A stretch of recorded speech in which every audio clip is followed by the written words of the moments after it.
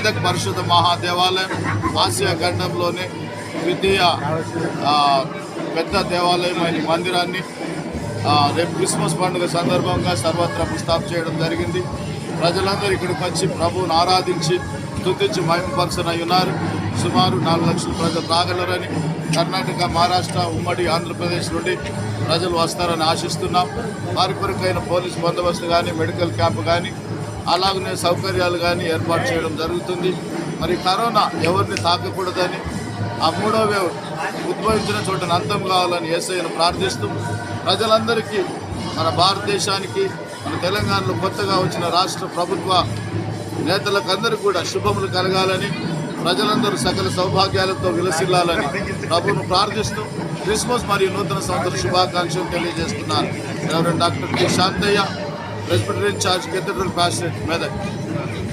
బాధ్యతలు నిర్వహిస్తున్నాను. ఈ మెదక్ మహాదేవాలయం 1914 నుండి 24 వరకు ఈ చర్చ్ కన్స్ట్రక్షన్ చేయడం జరిగింది.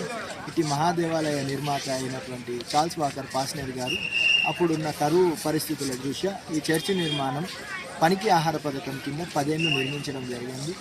ఇది ఏషియాలో సెకండ్ బిగ్గెస్ట్ చర్చ్గా పరిగణించడం జరుగుతుంది.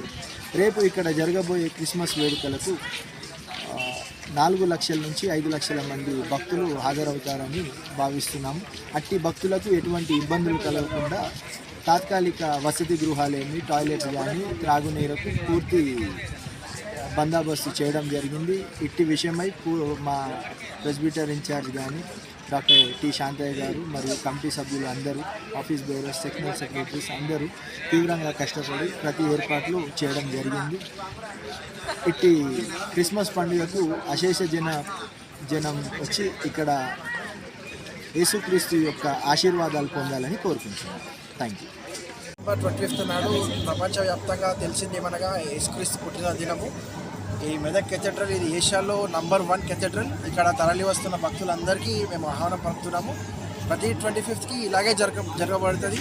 సో అందరికీ క్రిస్మస్ శుభాకాంక్షలు మరియు నూతన సంవత్సర శుభాకాంక్షలు. అలాగే తరలి వస్తున్న భక్తులందరికీ మరియు ప్రాంతీయ వాసులకి తెలుపబడ్డది ఏమనగా ప్రతి ఒక్కరూ కరోనా వైరస్కి మనము దూరంగా ఉండి మాస్క్ ధరిస్తే బాగుంటుందని నా ఉద్దేశం.